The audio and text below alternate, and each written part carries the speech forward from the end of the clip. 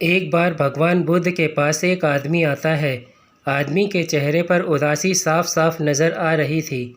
भगवान बुद्ध ने उसको देखते ही उससे पूछा, बताओ तुम्हारे दुख का कारण क्या है। आदमी बुद्ध के आगे हाथ जोड़ता है और कहता है, महात्मा जी, अपने जीवन से बिल्कुल निराश हो चुका हूँ। मेरे जीवन में कोई भी खुशी नहीं है। जो सोचता हूँ वह कभी होता ही नहीं।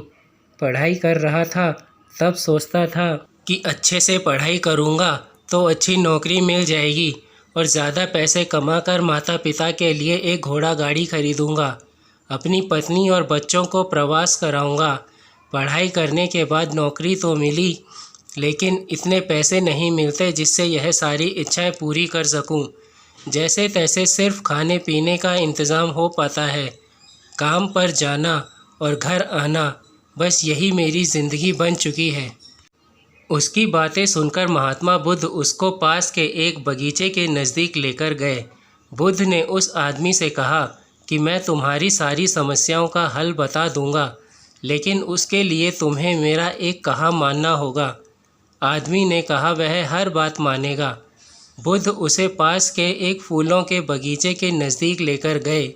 बुद्ध ने आदमी से कहा कि तुम इस बगीचे में जाओ और तुम्हें जो सबसे सुंदर फूल नज़र आए उसे मेरे लिए तोड़ कर ले आओ। बस एक बात ध्यान में रखना कि तुमको बिल्कुल सीधे चलते हुए फूलों को देखना है और जो फूल सुंदर लगे उसे चुनकर लाना है। एक बार जिस फूल के आगे तुम निकल गए उसे तुम पीछे मुड़कर नहीं तोड़ सकते। वह आदमी बुद्ध की बात ध्यान से समझने के बाद बगीचे में गया। उसे बगीचे में प्रवेश करते ही कई सारे सुंदर फूल दिखाई दिए, लेकिन उसने उनमें से एक भी फूल नहीं तोड़ा, क्योंकि उसे लगा कि हो सकता है आगे इससे भी ज़्यादा सुंदर फूल मिले। अधिक सुंदर फूल की आशा में वह बगीचे के अंतिम छोर तक पहुंच गया। अब हालत यह थी कि बगीचे के अंतिम छोर पर कुछ फूल तो थे, लेकिन सारे सूखे हुए थे। यह देखकर उसको काफ़ी पछतावा हुआ कि उसने पहले ही कोई सुंदर फूल क्यों नहीं तोड़ लिया। उसके पास अब सूखे हुए फूलों में से फूल तोड़ना के अलावा कोई रास्ता नहीं बचा था। उसने एक सूखा हुआ फूल तोड़ा और बुद्ध के पास वापस आ गया। बुद्ध ने सूखे हुए फूल को देखकर उस आदमी से पूछा, बगीचे में इतने सारे सुंदर फूलों में से तुम यह सूखा हुआ फूल ही क्यों तोड़ कर लाए।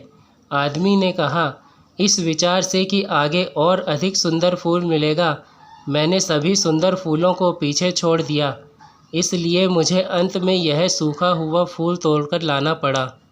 महात्मा बुद्ध ने कहा कि यही समस्या तुम्हारी भी है। यह बगीचा तुम्हारा जीवन है और इसमें वह सभी तरह के फूल छोटी मोटी खुशियां हैं। तुमने ज़्यादा बड़ी खुशी की आशा में इन सभी छोटी छोटी खुशियों को पीछे छोड़ दिया है। घोड़ा गाड़ी पाकर शायद तुम्हारे माता पिता इतने खुश ना हो जितना तुम उनके पास बैठकर उनसे बातें करोगे, उनकी सेवा करोगे तब होंगे।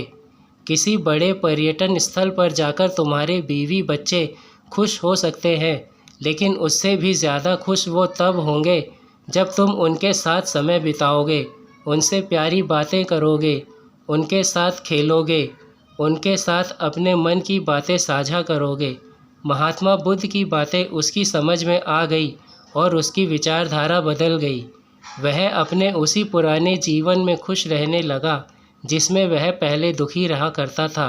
दोस्तों, यही तो हम भी अपने जीवन में करते हैं। हमारे पास जो है उसका महत्व नहीं समझते और फिर कुछ और ज़्यादा पाने की आस में जो है उसका भी आनंद या सुख लेना भूल जाते हैं। और जब समय बीत जाता है तो हमें लगता है कि हमारे जीवन में कभी सुख या खुशियाँ आई ही नहीं।